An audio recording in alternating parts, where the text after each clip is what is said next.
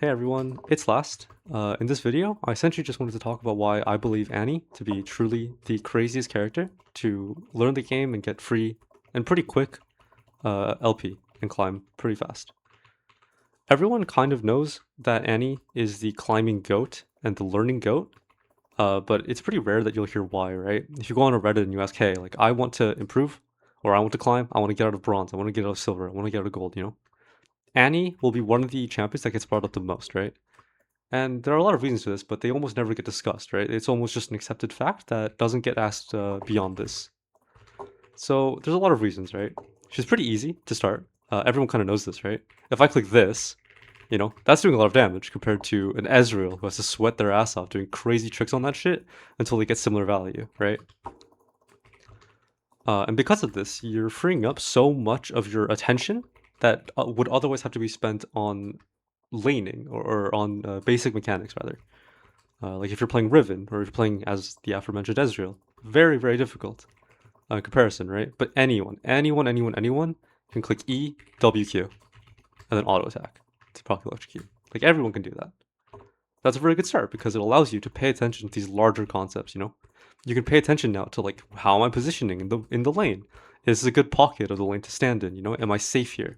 Where could the jungler be? Like where I'm going to start tracking them. And because of all of these things, you can do all of these things essentially solely because of how easy it is to play her mechanically.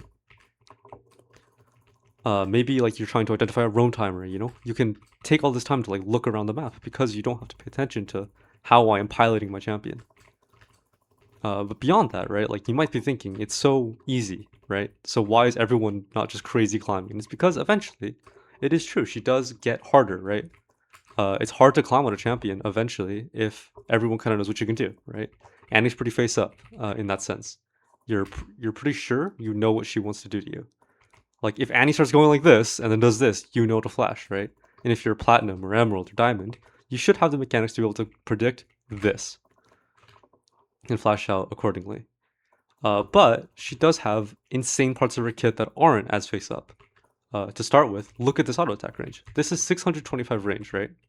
I believe this is mirroring Ash's range by more than 25, and Ash has a very long range.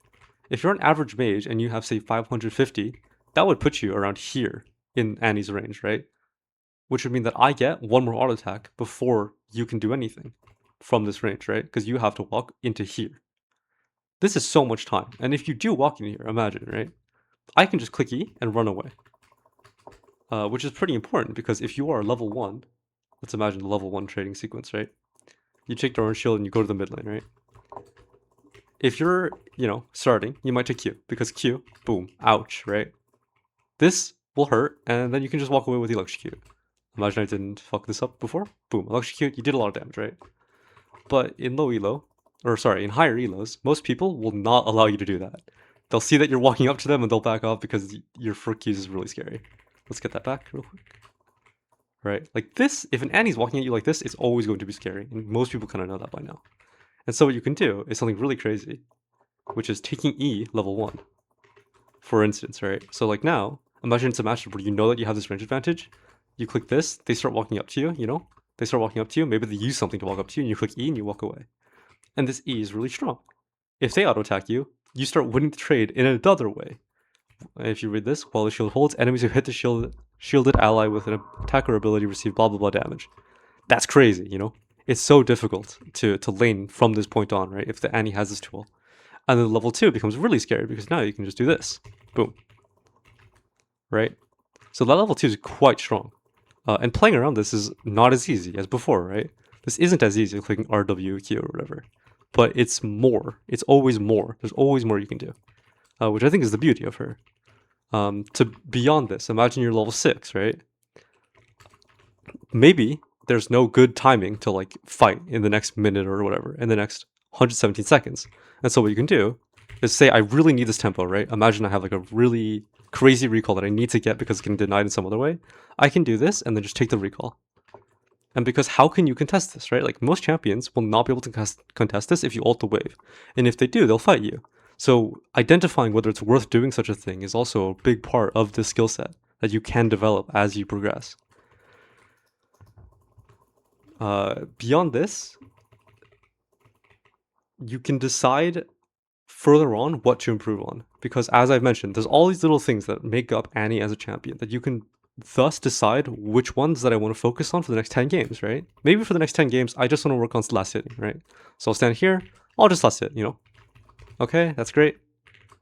And maybe I do this for 10 games straight. I just focus on getting, like, not missing a CS because Annie's very good at that. She's very, very good at that even. Probably the best in the game.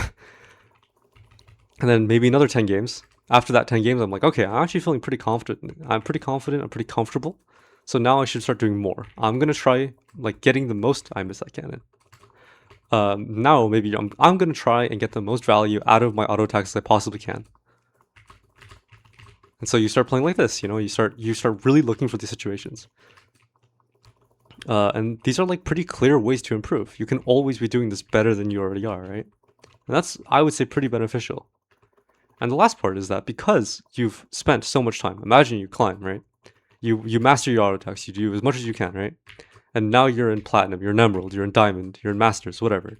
Now you've freed up so much of your attention that otherwise would have spent on these mechanics on just like playing the wave states, or finding these auto attack timers, like all these simpler things that have really high crossover.